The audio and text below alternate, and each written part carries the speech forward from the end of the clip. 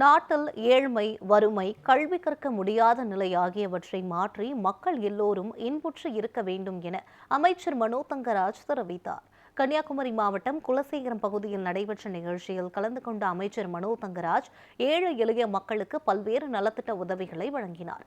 பின்னர் நிகழ்ச்சியில் பேசிய அவர், சாதிய ஏற்றத்தாழ்வுகளை அடித்து ஒடுக்கத்தான் எல்லோரும் ஒற்றுமையாக வாழுகின்ற சமத்துவபுரம் அமைக்கப்பட்டது என தெரிவித்தார். நான் அதிகமாக இதையும் பேச விரும்பவில்லை. நம்முடைய தலைவர் கலைஞர் அவர்கள் சமத்துவபுரத்தை கட்டித்தந்தவர். அதனுடைய நோக்கம் என்னவென்றால், மக்கள் சமத்துவமாக வாழ வேண்டும், சமமாக வாழ வேண்டும்.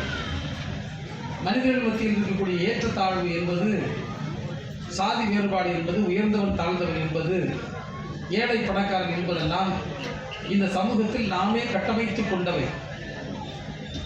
அவை உண்மையிலேயே அப்படி இருக்கிறதா என்று சொன்னால் இல்லை.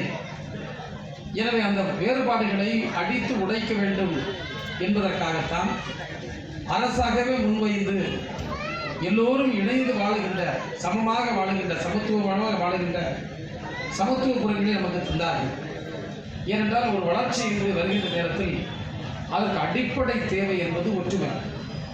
எந்த சமூகத்தில் ஒற்றுமை இருக்கிறதோ, எந்த சமூகத்தில் அமைதி இருக்கிறதோ, அந்த சமூகத்தில் வளர்ச்சி என்பது நிச்சயமாக வரும்.